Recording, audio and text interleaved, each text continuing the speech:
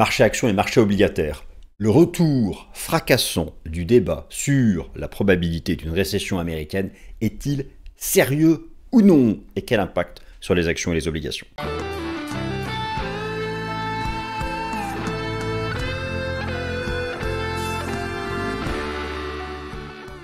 Chers amis, je suis ravi de vous retrouver. Nouvelle édition du Top Tap. Bienvenue au mois de mars. Bienvenue au mois de mars, le printemps est en vue, et voilà que ressurgit, ça fait longtemps d'ailleurs, l'éternel débat sur la probabilité d'une récession aux États-Unis. Guerre commerciale, résultats décevants d'Amazon, quelques statistiques macroéconomiques américaines sur la consommation des ménages qui donnent des petits signaux d'alerte, licenciements massifs dans le secteur public par le Dodge d'Elon Musk, risque de contagion sur le secteur privé. Bon, et voilà que, d'ailleurs c'est assez cyclique, tous les 4-5 mois, ressurgit ce débat sur la probabilité d'une récession américaine. Bien sûr, la guerre commerciale reste un des points d'ancrage de la relance de ce débat. Plusieurs parties. Tout d'abord, première partie, qu'est-ce qu'on fait dans cette vidéo? Première partie, ce retour fracassant, oui fracassant, du débat sur la probabilité d'une récession économique aux États-Unis. Moi je n'y crois pas du tout, mais tout de même, si le marché y croit, si la probabilité augmente, avec cela peut accélérer le calendrier de reprise des baisses, de la baisse du taux d'intérêt des fonds fédéraux américains, du taux d'intérêt de la Fed. Bon, pessimisme devient consensuel actuellement, majoritaire. Avec les bottoms de marché se font dans le pessimisme et top dans l'optimisme. Première partie donc, pourquoi ce débat revient? Sur quoi ça s'appuie? Sur quoi est-ce qu'on construit? Sur quoi la presse financière construit ces articles qui parlent de retour de la récession économique aux États-Unis? Sur du vent, sur du sable, sur de la pierre? J'en parle, première partie. Seconde partie, mais on ne va pas attendre longtemps. Oui, première semaine de mars. Mise à jour de toutes les statistiques américaines de l'emploi. Mise à jour des très respectés indices PMI de l'ISM. Et ça, c'est pas du vent, c'est du concret.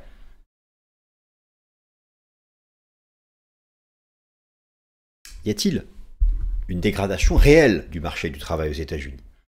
Ou cela est-ce purement imaginaire?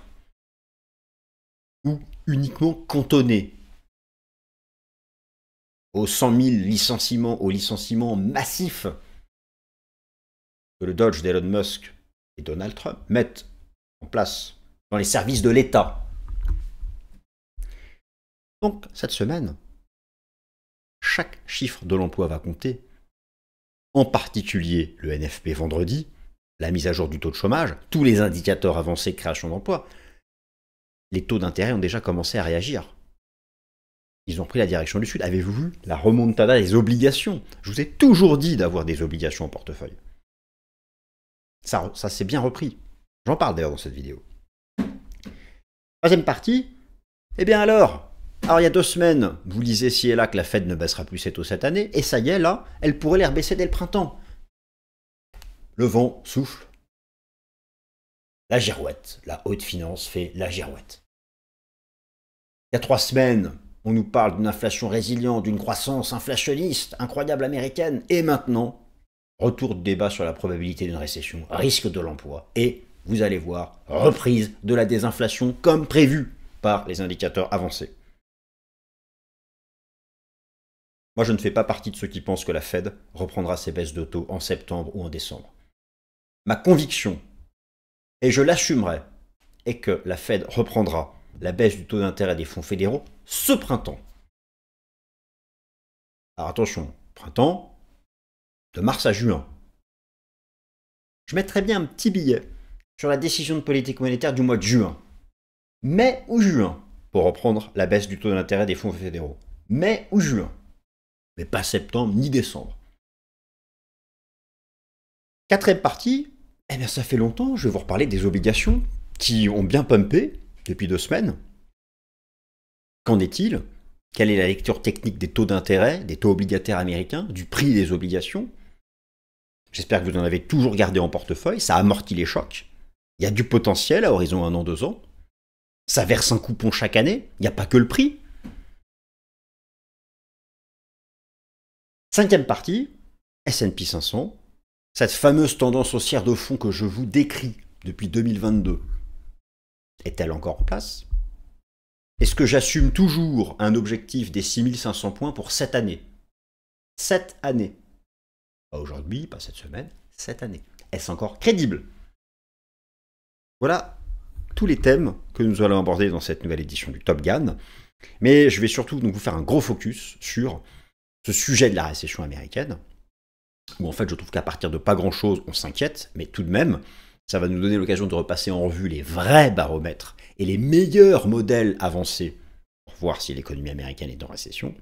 Et in fine, si cette probabilité augmente, cela va rapprocher de nous le calendrier de reprise de la baisse du taux d'intérêt des fonds fédéraux, ce qui peut aussi donner de l'air au marché, et en particulier soutenir la classe d'actifs des obligations, mais in fine, amortir aussi et le marché action. Le retour fracassant de la probabilité d'une récession américaine est-il sérieux? C'est parti.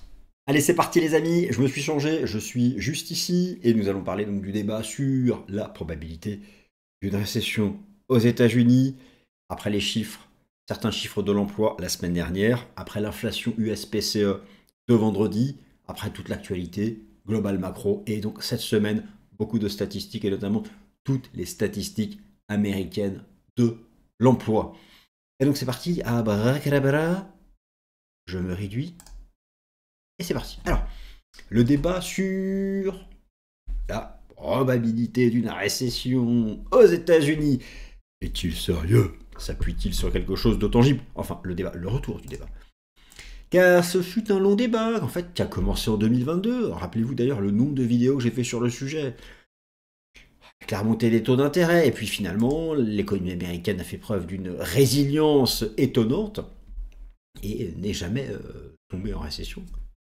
Peut-être, excusez-moi.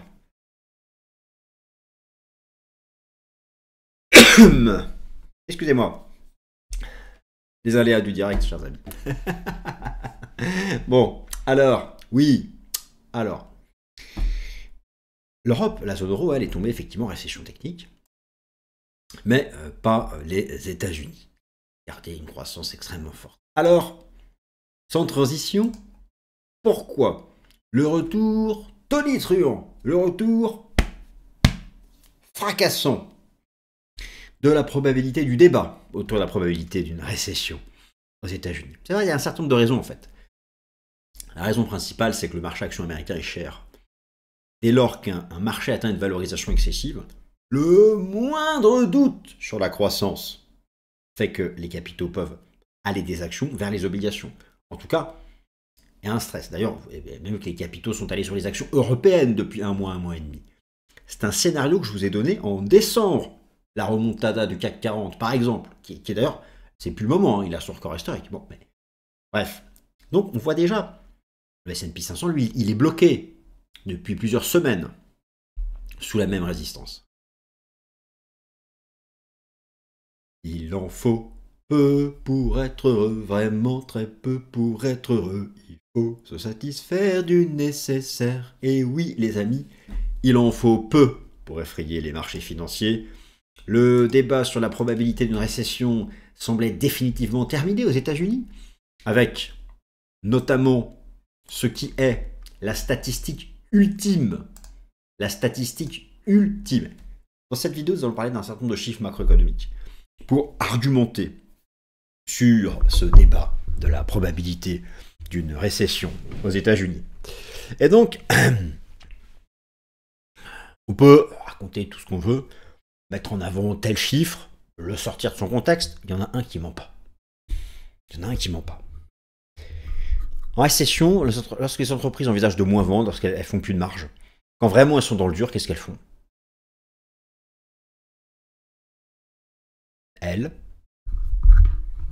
Allez, quelqu'un le sait. J'ai mis un indice sous les yeux. Eh oui, elles licencient. Alors, le taux de chômage est tombé à 4%. Il ne cesse de baisser. Va-t-il rebondir fortement cette semaine? En tout cas, le débat sur la probabilité d'une récession semblait écarté. Et voilà que depuis 2 semaines, il revient en force, notamment depuis la semaine dernière. Il n'y a pas que la guerre commerciale. Ne me dites pas, c'est la guerre commerciale. Non, il y a bien sûr que cela pèse sur la psychologie et les anticipations. Mais il y a eu notamment les résultats décevants d'Amazon. Amazon, c'est le baromètre microéconomique pour les entreprises, qui représente la consommation des ménages. Et vous n'êtes pas sans savoir que la consommation des ménages représente, oui, 70% du PIB des États-Unis. Vous y êtes. Et donc effectivement, Amazon a souffert et est revenu d'ailleurs à proximité de sa moyenne mobile à 200 jours. Il y a aussi eu des statistiques décevantes sur une base mensuelle, en particulier les ventes au détail aux États-Unis. Ou encore, vous savez qu'il y a des indicateurs avancés très respectés par le marché, les fameux indices PMI. Attention, vous avez les PMI édités par Standard & Poor's et Markit, et vous avez les PMI édités par l'ISM. Pour l'économie américaine, aux États-Unis, c'est l'ISM qui compte. Mais il s'avère que le PMI édité par Standard & Poor's, dans le secteur des services, est passé en territoire de contraction, et même sous le niveau de la zone euro. Ce n'est pas encore confirmé par le PMI de l'ISM, qui lui est mis à jour cette semaine. Et pourquoi cette semaine, elle est fantastique? Elle est fantastique d'un point de vue macro. Beaucoup d'informations arrivent. Donc, effectivement, les ventes au détail en janvier ont eu un taux de croissance mensuel négatif. C'est uniquement le mensuel, parce qu'en rythme annuel. Mais donc, cela est venu s'ajouter à Amazon. Et puis donc, vous avez le PMI des services des États-Unis, qui est passé sous celui de la zone euro, et pire, sous le niveau des 50, qui est le niveau de contraction économique. Attention, c'est uniquement un mois. Il s'agit uniquement du PMI des services. Alors, les services, c'est 80% du PIB des États-Unis.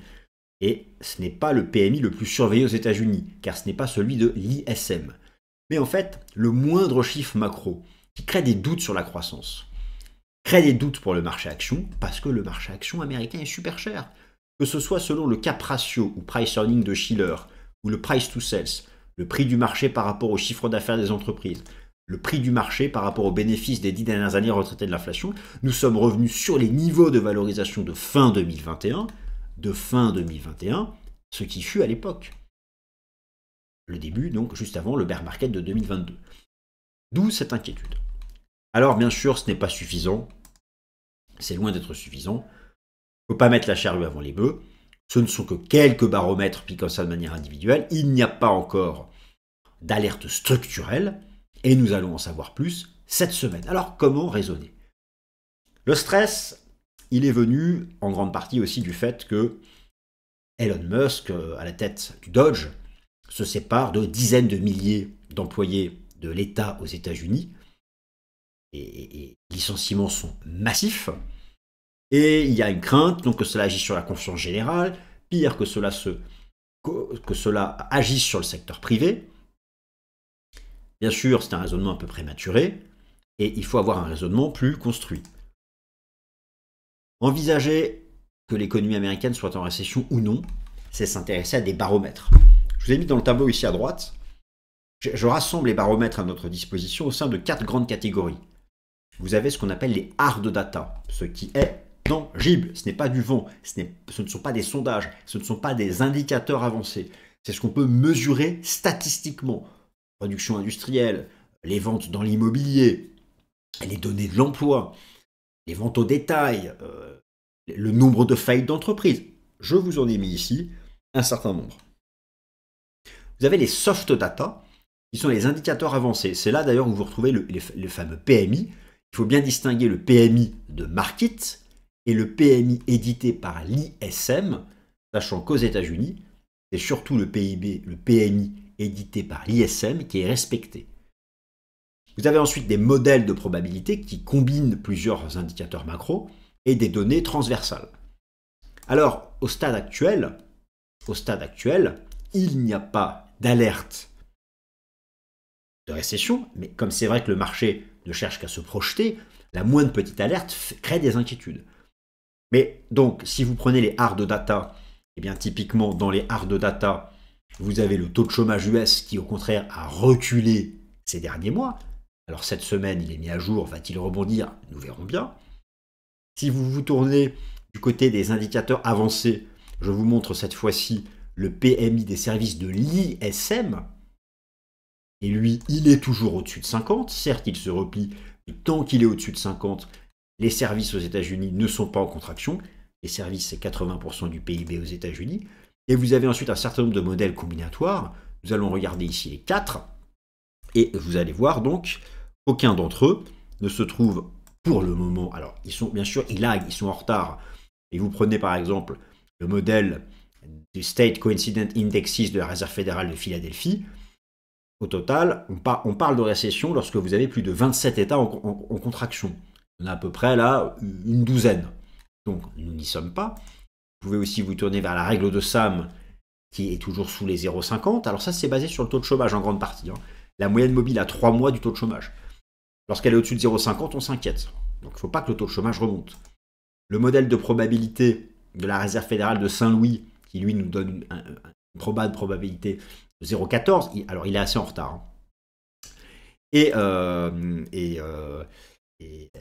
encore le modèle du Conference Board, alors, qui lui en fait donnait une récession en 2023, mais finalement qui n'a pas eu lieu. Et donc cet indicateur avancé a tendance à remonter, donc rendant moins probable en fait, à moins qu'il y ait du lag, mais il y a eu beaucoup d'alertes l'année dernière et ça ne s'est pas traduit par une récession. Mais donc au final, ce sont les hard data qui comptent le plus. Et parmi ces hard data, celles qui ont le plus d'impact sur ce débat autour de la probabilité d'une récession, ce sont les chiffres du chômage. Je vous ai rassemblé ici toutes les statistiques aux États-Unis qui vont être publiées cette semaine. Donc cette semaine, vous avez la publication des indices PMI de l'ISM dans le secteur manufacturier et le secteur des services, et vous avez la mise à jour de toutes ces statistiques juste au-dessus de l'emploi aux États-Unis, et qui vont agir, et qui vont aller donner du grain à moudre ou pas, peut-être, autour de ce débat sur la probabilité d'une récession. Les enjeux de la semaine, le principal enjeu, c'est bien sûr le taux de chômage. Le principal enjeu, c'est bien sûr le taux de chômage aux États-Unis. Va-t-il rebondir, sachant que la Fed, je vous rappelle que la Réserve fédérale des États-Unis a fixé un seuil d'alerte à 4,3% de la population active. Ensuite, il y a eu la semaine dernière une grosse alerte, un net rebond des inscriptions initiales au chômage. Alors ça ne se verra pas dans ce rapport NFP, mais à suivre. Les inscriptions continues, elles restent assez élevées. Et la tendance des créations d'emplois est négative depuis des mois et est presque revenue au niveau de la crise sanitaire. Donc, cette semaine, le taux de chômage, les créations d'emplois aux États-Unis et bien sûr les NFP, donc tant qu'ils sont au-dessus de 100 000, on considère qu'ils sont suffisants pour absorber les nouvelles arrivées dans la population active aux États-Unis. Ce sont vraiment les temps forts à surveiller cette semaine pour savoir ou non si vraiment il y a une alerte de récession aux États-Unis. Et le taux de chômage sera donc important et tous ces chiffres sont publiés en fin de semaine. Alors au final, il y a à peine 2 semaines, on nous parle d'une croissance inflationniste, d'une économie de plein emploi et de pas de baisse de taux avant décembre. Et puis ça se déplace à septembre. Et puis avec les récentes datas, ça s'est déplacé à juin. Et peut-être pourquoi pas bientôt en mai ou demain. Je plaisante pour demain. Bon, au final c'est ça qui intéresse le marché. Vous savez, le S&P 500 n'ira pas à 6500 points cette année. Moi, c'est ma cible. D'ici décembre, je n'ai pas dit cette semaine, d'ici décembre, 6500 points. C'est ma target sur le S&P 500. Le S&P 500 ira à 6500 points si la Fed réengage, pas trop tard, la baisse du taux d'intérêt de ses fonds fédéraux. Ça se joue comme d'habitude sur l'emploi et l'inflation. D'ailleurs, elle donne toutes les clés. Pour baisser les taux en lien avec l'inflation, il faut que le PCE Core repasse sous 2,5.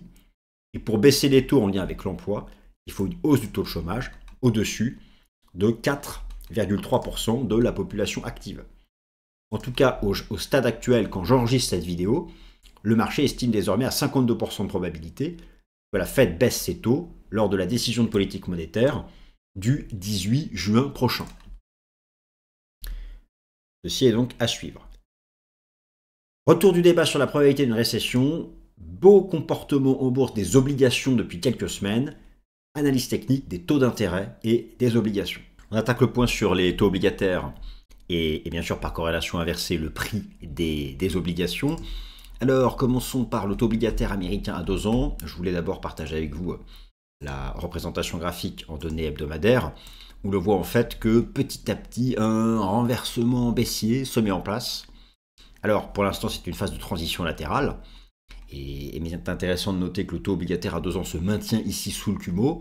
Il y a eu un rejet récemment avec l'augmentation de la probabilité d'une récession, la reprise future de la désinflation. Et moi, j'envisage toujours que d'ici la fin d'année, le taux obligataire à 2 ans US, qui représente le mieux les anticipations de politique monétaire du taux d'intérêt de la Fed, revienne dans cette zone-là. Donc, en données journalières, eh bien, le marché se maintient sous la moyenne mobile à 200 jours. Et cette divergence a agi et reste donc dans une phase de repli tant que l'on se maintient sous la moyenne mobile à 200 jours.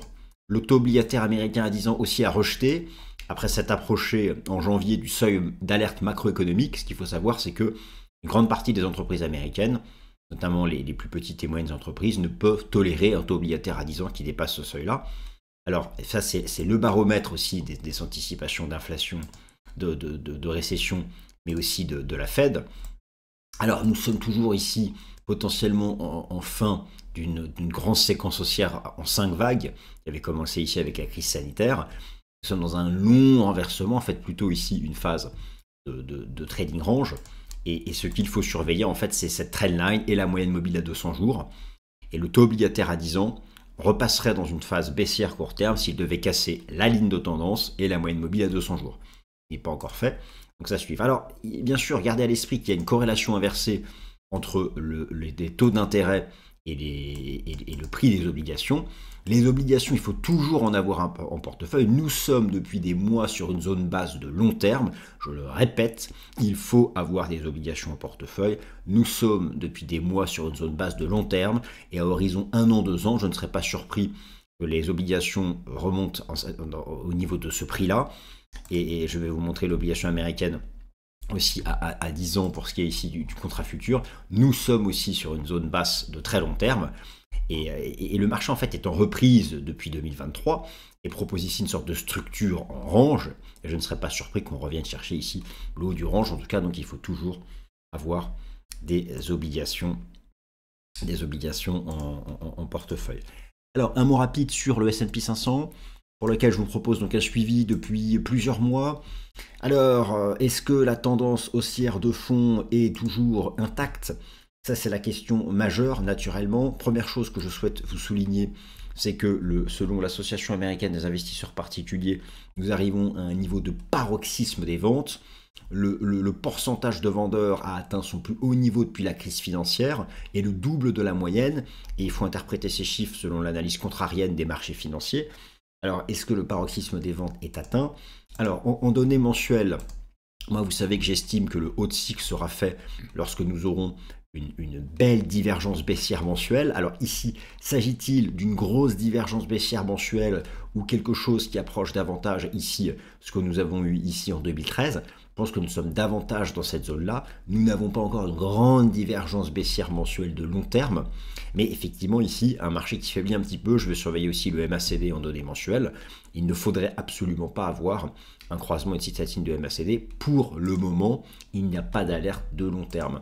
Alors, en données hebdomadaires, moi je considère toujours que ma cible d'ici la fin d'année se situe ici, à 6500 points. Ça, c'est ma cible pour la fin d'année, pas pour cette semaine, d'ici le mois de décembre prochain. En données hebdomadaires, nous sommes toujours soutenus par les enseignements du système Ishimoku. Et là, il est possible que le marché ait trouvé un support sur les 5770-5800 points. Ici, le niveau de la Kijun, en tout cas, tant qu'on se maintient au-dessus de la Kijun et du Kumo ici en données hebdomadaires, la tendance haussière de fond reste intacte. En données journalières, donc, moi je suis toujours dans mon décompte de vague 5. 1, 2, 3, nous sommes toujours dans la sous-vague 4, qui peut prendre la forme soit d'un flat ou éventuellement encore d'un zigzag. Moi je ne serais pas surpris en fait qu'on arrive à faire un bottom de vague 4 dans cette zone-là. En tout cas, je reste haussier court terme. Tant qu'on se maintient au-dessus des 5750 points, tant qu'on se maintient au-dessus de ce gap, tant qu'on se maintient au-dessus de la moyenne mobile à 200 jours. Voilà, chers amis, eh bien, merci à toutes et à tous de votre attention. Si ça vous a plu, merci à ceux qui mettent un petit like et je vous souhaite une excellente semaine.